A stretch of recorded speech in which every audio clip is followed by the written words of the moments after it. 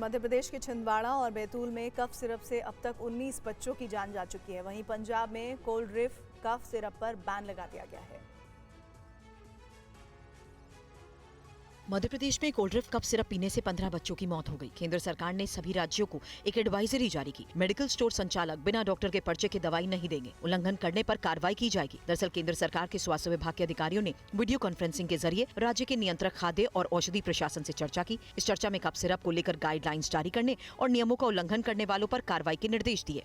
केंद्र सरकार से एडवाइजरी मिलने के बाद राज्य सरकार भी अलर्ट मोड पर है। अधिकारियों के मुताबिक मेडिकल स्टोर्स में सरप्राइज जांच की जाएगी। नियमों का उल्लंघन करने वाले मेडिकल स्टोर संचालकों पर कार्रवाई की जाएगी। कफ सिरप की सप्लाई यहाँ जबलपुर से कटारिया ये जो फार्मास्यूटिकल है यहाँ से की गई थी।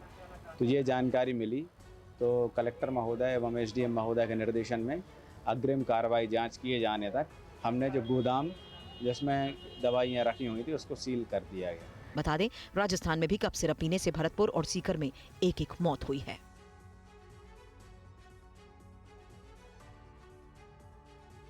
तो मध्य प्रदेश में जहरीले कफ सिरप से हुई बच्चों की मौत पर सवाल उठ रहे हैं, तो ग्राउंड पर भी इस मामले पर कार्रवाई जारी है। भोपाल से हमारे संवाददाता शुभम की एक ग्राउंड रिपोर्ट आपको दिखाते हैं।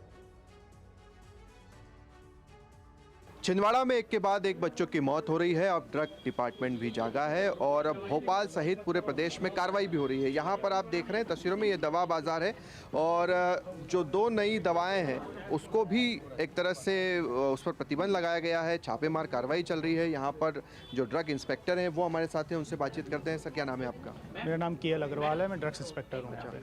बताइए, आपकी पूरी कार्रवाई आपकी क्या हो रही है? कितनी सिरप जब्त की है? कौन सी जब्त? जो अभी निर्देश निकले थे और कल जो एक दवाई अमानक इस तरह की घोषित की गई है, तो उसी के अंदर हम जांच कर रहे हैं और उस कंपनी की अगर दूसरे बैच की दवाई यहाँ पे मिली है तो एहतियात के तौर पे उसको भी हम लोगों ने अभी विक्रय करने से रोक दिया है और इसकी सैंपलिंग कर ली है। सैंपलिंग करके इसको लैब में भेजेंगे और इसका जाँच के हम आने तक इनको बोल दिया है कि इस दवाई का विक्रय ना करें।